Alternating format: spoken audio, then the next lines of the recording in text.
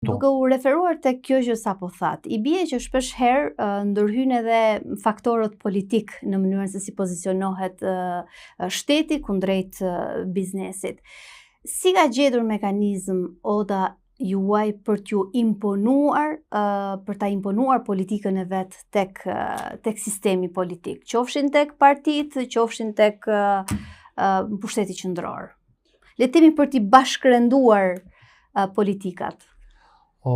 Spari neve kemi bërë çdo herë analiza, e sidomos analizat kanë qenë në kontinuitet e më pastaj janë ngrumbulluar dhe kemi krijuar dokumente të ashtu quajtura platformë për zhvillim ekonomik, qoftë qendror apo edhe lokal, dhe të njëjtat i kemi prezantuar para partive politike para se të fillojnë procesi i zgjedhjeve.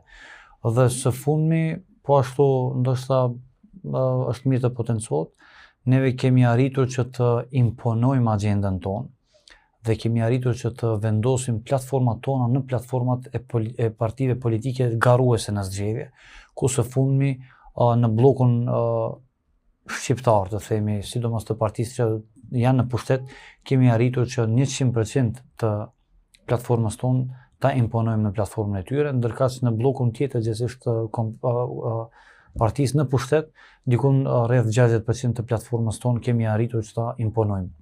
Vlen të theksohet që kërkesat tona, gjithsesi politikat tona, janë në plan makroekonomik dhe gjithëpërfshirës, duke u munduar që të mos anashkalojmë asnjë subjekt, pra të gjithë të jenë të përfshirë në ato politika. Mirë, po pastaj është pjesa tjetër që është më e vështirë.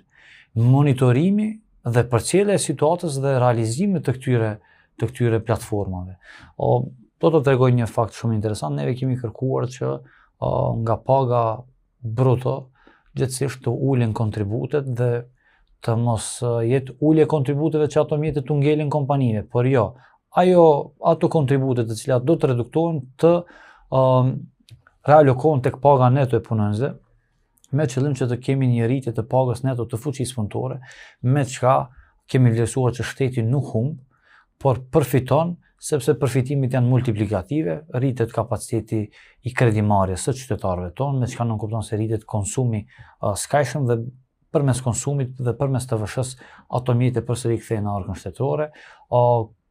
Përfitimi i dytë, që ndoshta për mua është edhe shumë më i madh dhe shumë më serioz, është kurja e ekonomisë gri, ekonomisë jo formale, sepse kemi shumë kompani të cilat për shkak të normës së lartë të kontributeve, gjithsesi kompanitë mikro dhe të vogla, nuk mund t'i paguajnë